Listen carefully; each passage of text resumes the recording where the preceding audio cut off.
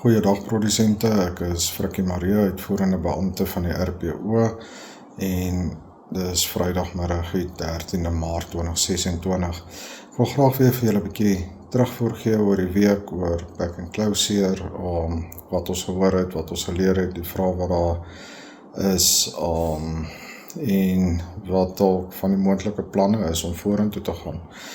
Ek dink die eerste een, baie van julle sou gesien het hierdie week, het ons 'n opname uitgestuur, hoofsaaklik met WhatsApp, het was bietjie in die media ook gewees, waar ons saam met die veeartsnetwerk, Dr. Dani Odendaal, hulle 'n opname wil doen om te bepaal of produsente voorkomend wil inent, wanneer dit gaan toegelaat word, wanneer die artikel 10 geteken word, en dis om beplanning te doen. Hierdie opname bevat geen, ek wil sê, sensitiewe inligting nie, dis 'n 2-stap proses.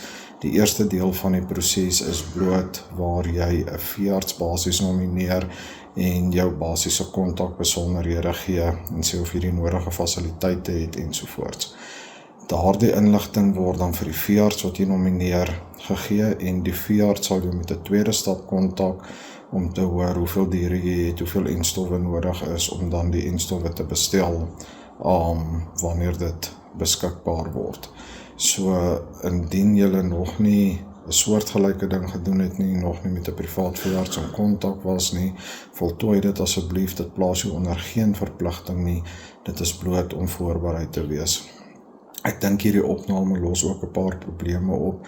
Een van die goed is produsente wat nie 'n kudde veearts het nie. En as jy dan daar aandui dat jy nie 'n veearts het nie, daar's dalk nie een naby jou of op die dorp naby aan jou nie, dan sal hulle deur die veeartsnetwerk kyk hoeveel produsente in daai area reageer. Kyk waar is die naaste veearts wat moontlik sal kan help, wat dan in kontak sal tree met jou.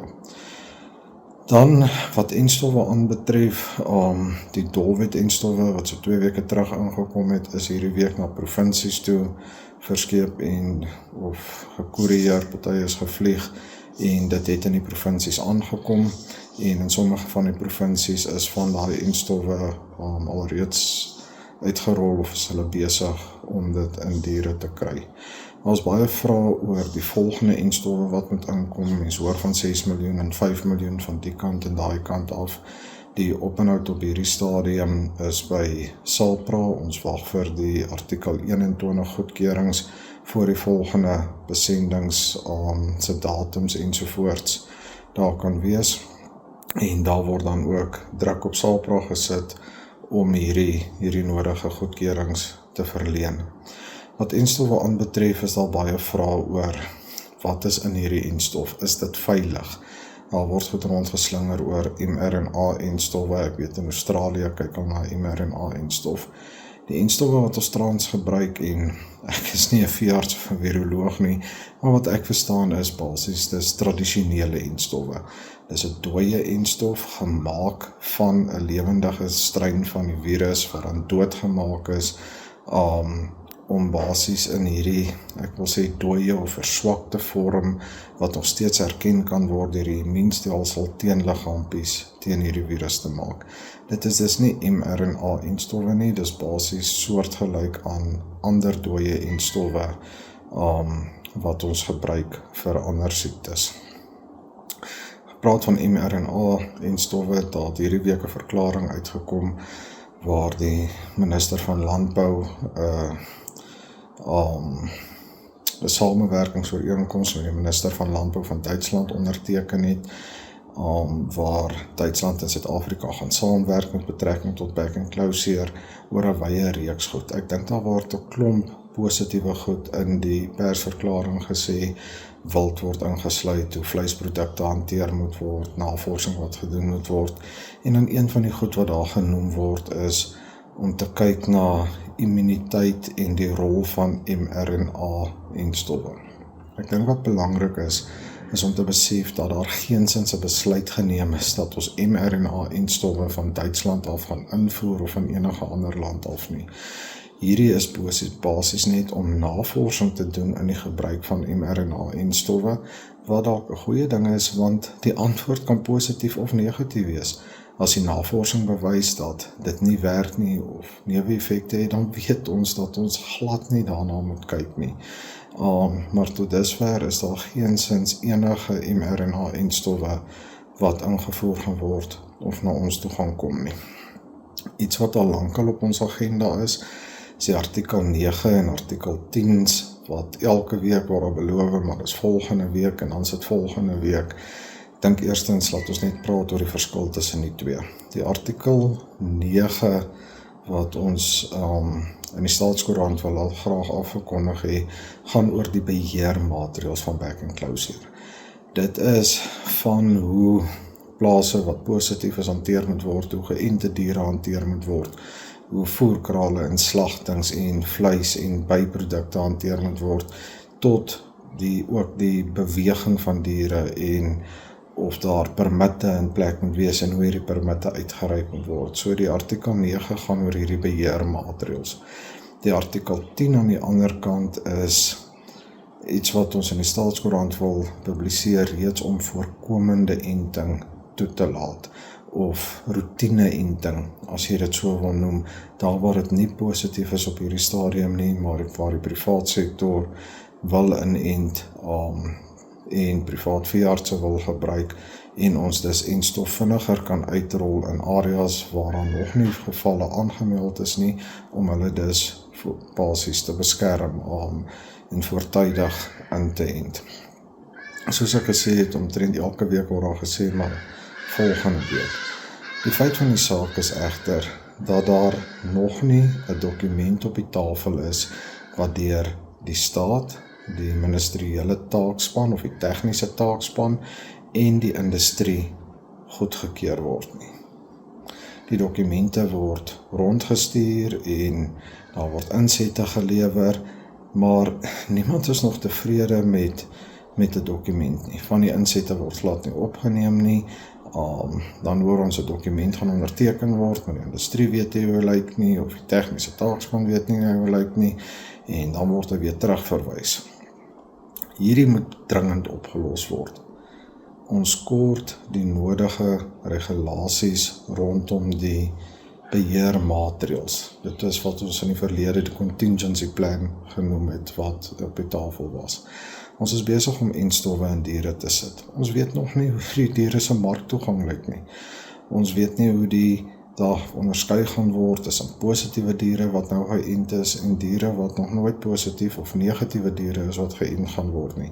Ons weet nie wat die regulasies gaan wees rondom die gebruik van die produkte, die karkas, melk en dan ook die byprodukte nie. En dit moet regtig dringend uitgesorteer word. Ons het wel gevra dat of sekere afgevaardigdes van die bedryf, sowel as die ministeriële taakspan en die departement, saam in 'n kamer moet sit, hierdie dokumente, en as dit vir 'n dag of 2 dae is, dan sit hoe dit is, regtig deurwerk, dat ons tot 'n vergelyk kan kom oor hoe dit moet gaan. Aan die een kant van die partye wil op 'n nul risikobasis werk en dit verskriklik streng maak. Ander partye is bereid om 'n bietjie risiko te vat, maar daar moet marktoegang wees. En ons moet tot 'n vergelyk kom met hierdie goed om regtig vorentoe te gaan. Tweede laaste ding waaroor ek wil praat is die uitrol van enstowwe. Nou, dit verskil ongelooflik baie tussen provinsies. As op die stadium geen standaard nie. Ons hoor 'n klomp goeie stories uit provinsies uit, dan hoor ons ook 'n klomp negatiewe goed. In sekere provinsies lyk dit vir ons of amper reeds voorkomend geënt word, of plase geënt word wat nie positief of direk aan grense of tweede linie plase is nie.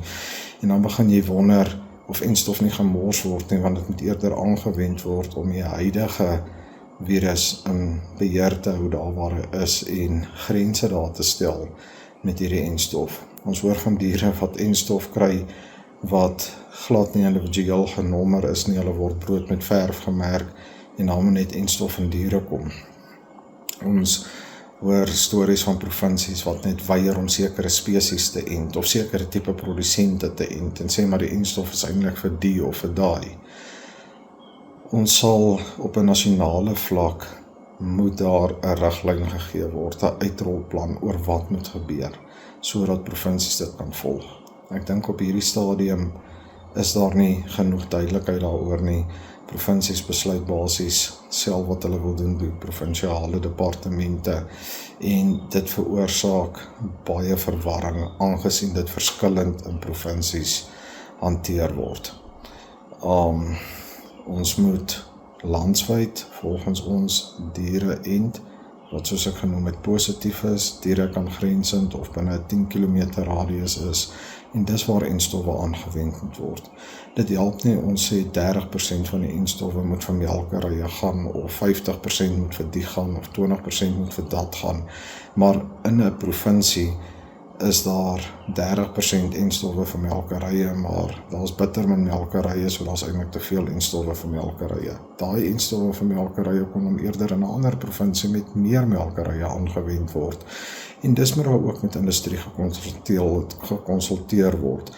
Nou toedelings per provinsie kan nie standaard wees nie, want elke provinsie lyk anders, maar ons sal op 'n punt moet kom waar ons duidelike nasionale riglyne het om hierdie dan te doen. Ek dink daar's 'n paar goeie, positiewe goed ook wat die afgelope week uitgekom het met die uitrol van enstowwe, en dis in baie gevalle waar die privaat sektor betrokke geraak het. Ons sien deur Agbus hoe van die landboumaatskappye beskermende klere en toerusting borg om te help om enstowwe en diere te kry. Ons het berigte gesien waar Shoprite en Checkers 'n vliegtuig beskikbaar gestel het om die Weskaapse enstowwe af te vlieg. By die RPO het een van ons vennootborge, Taltech, wat dierehantering toerusting maak, mobiele kraal en drukgang beskikbaar gestel om in die Oos-Kaap, waar daar nie in baie areas nie veehanteringsgeriewe is nie, om daar te help met die inenting. So ek dink die privaat sektor kom regtig na die tafel toe, vat hande, en besighede besef ook die krisis waarmee ons sit. Laastens, en dit noem ons elke week, gaan oor die siektebeheer area of die DMA in KwaZulu-Natal. Van wat ons kon uitvind vandag, is die opheffing van hierdie DMA reeds deur 'n klomp partye onderteken. Dit dalk nog vas klink of dit in die provinsie self is, maar dit is op die kaarte en hierdie DMA moet iewers gelig word. Daar's meer positiewe gevalle in KwaZulu-Natal buite die DMA as binne die DMA, en die hou van die DMA maak op hierdie stadium dis geen sin nie.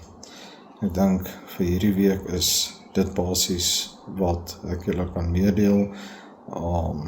Hoop julle het 'n goeie naweek en ons probeer hard werk om oplossings te kry, en ons hoop dat die antwoorde binnekort meer sal word.